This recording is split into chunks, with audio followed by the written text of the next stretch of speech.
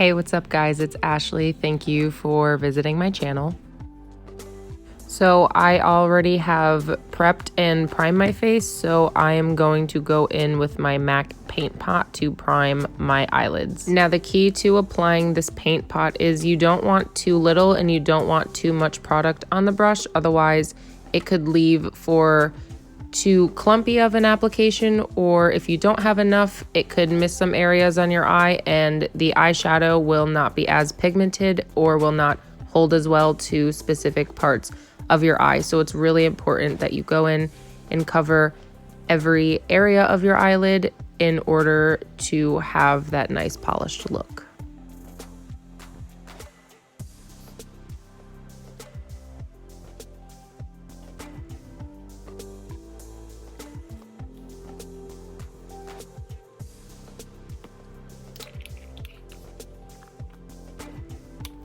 Now that my eyelids are prepped and primed, it is time to go in for my eyeshadow.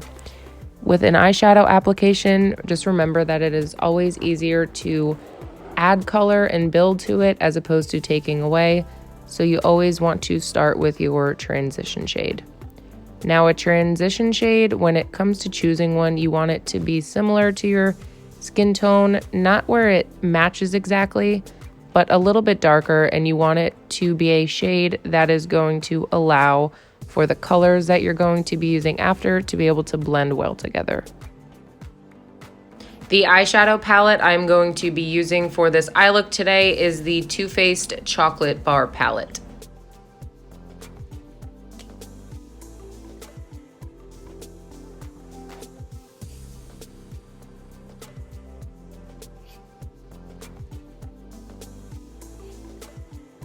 When I am done applying my transition shade, I am going to go in with my crease color, which for this look, I chose the shade Mocha. To apply my crease color, I am using a different brush as opposed to my transition shade so that I don't combine the colors where they all look meshed together and they're not smoothly applied. And you'll notice too, before I go in with each shade, I am tapping my brush on the edge of my palette. The reason I'm doing this is to tap off any excess color because, like I had mentioned before, it is always easier to build color as opposed to take away, especially when it comes to a darker shade.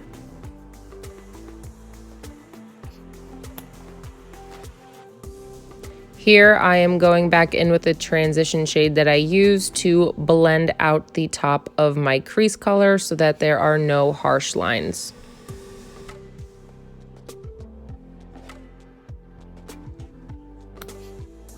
Something else that's really important too is after you go in with each color that you're going to be using for your look, always kind of stop and take a minute to take a step back and look at your face and see if there's any areas that need to be touched up on. Now for the look I'm going for today, when it comes to my crease color, I'm going to apply it to the outer edge of my eye and about halfway into my eye as opposed to all the way into the corner.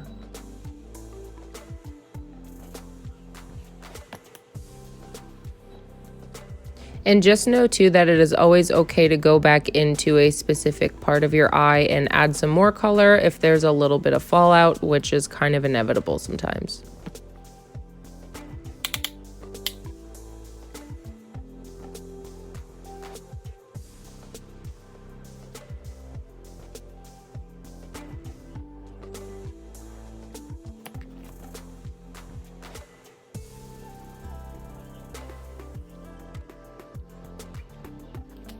So now that the main part of my eye is all set, I am going to go in and do a slight cut crease. And for this cut crease, I'm going to use my little angled liner brush and I'm going to use my concealer. I first apply it on the top of my hand, dip my brush into it a little bit, pull on my lid, and I go in and cut the crease.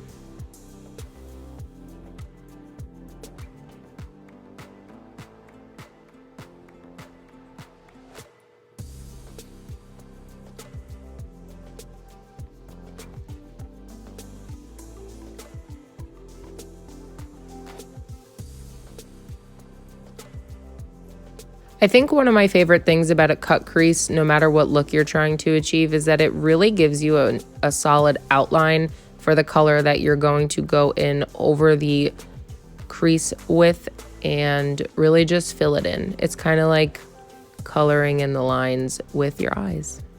Now, once your cut crease is complete, I always like to go back in and pack in some of the color I use for my crease so it gives me a nice, sharp, defined cut crease line.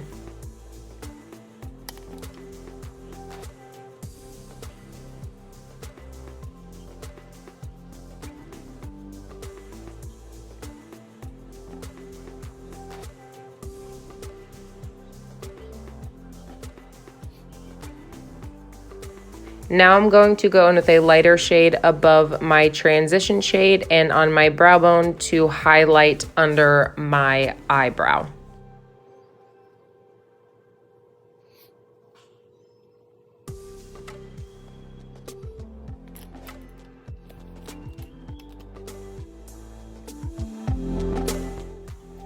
Now for my winged liner, I am going to go in with my NYX Vinyl Black Liner to create the wing. What I love about this eyeliner the most, honestly, first and foremost, NYX is probably the only drugstore brand that I absolutely love. This eyeliner is waterproof, it lasts all day, I've never had it smudge or irritate my eye, and the brush that is on it leaves for a very smooth winged look.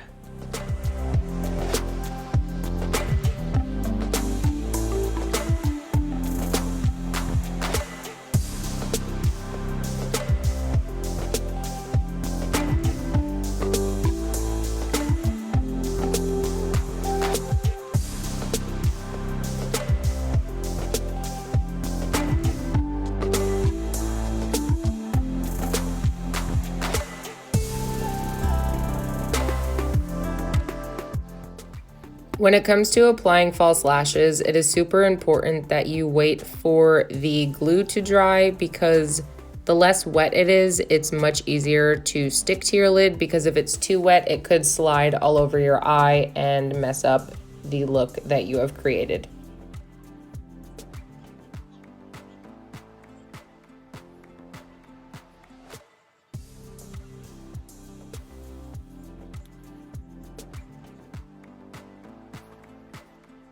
So I have already prepped and primed my face. Now I'm going to go in with my brand new all-time favorite foundation, which is by Kevyn Aucoin. It is the Liquid Illuminating Foundation, and I am the shade Medium 7.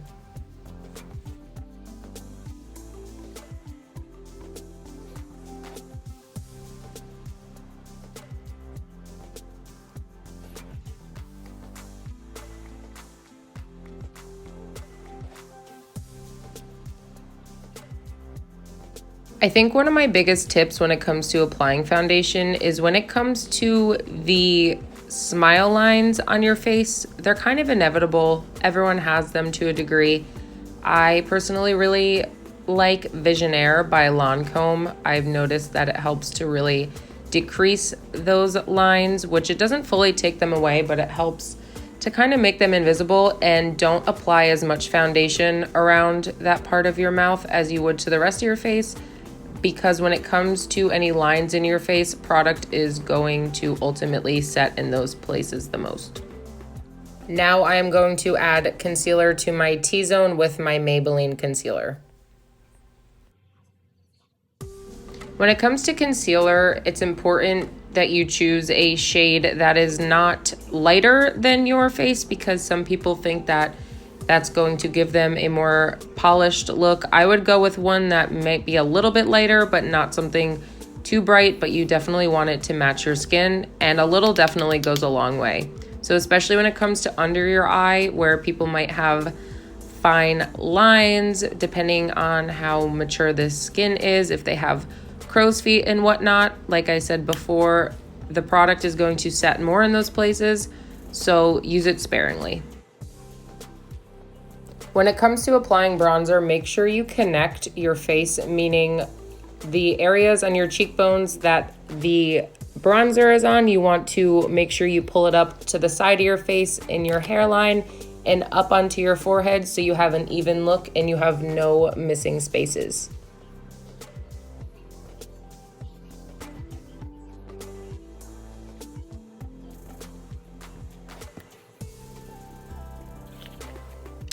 Now that my bronzer application is all set, I'm going to go in with my translucent powder. I am going to add a little bit to the brush because with this product, a little goes a long way. If you add too much, especially in photos, you're gonna be able to notice that your face is more washed out.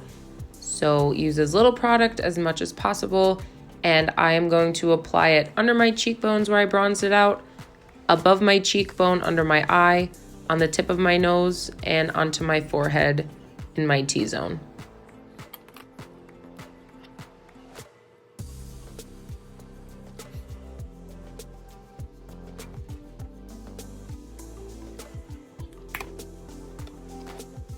Now I'm going to go in with my MAC powder contour, and I'm going to contour my cheekbones.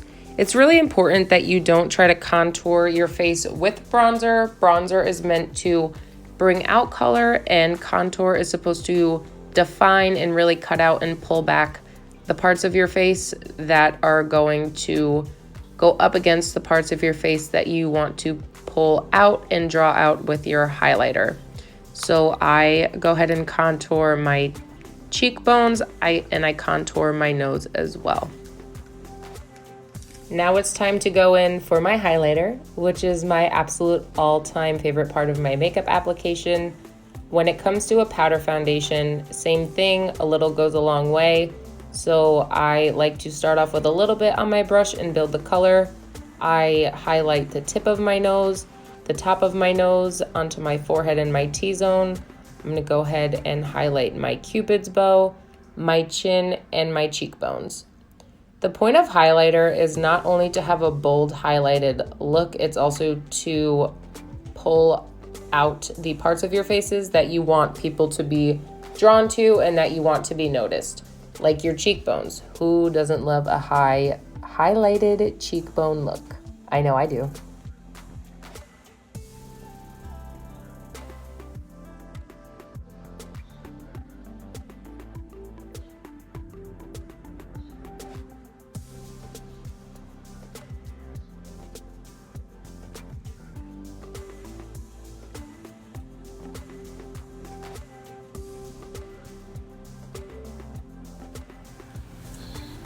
Look at that.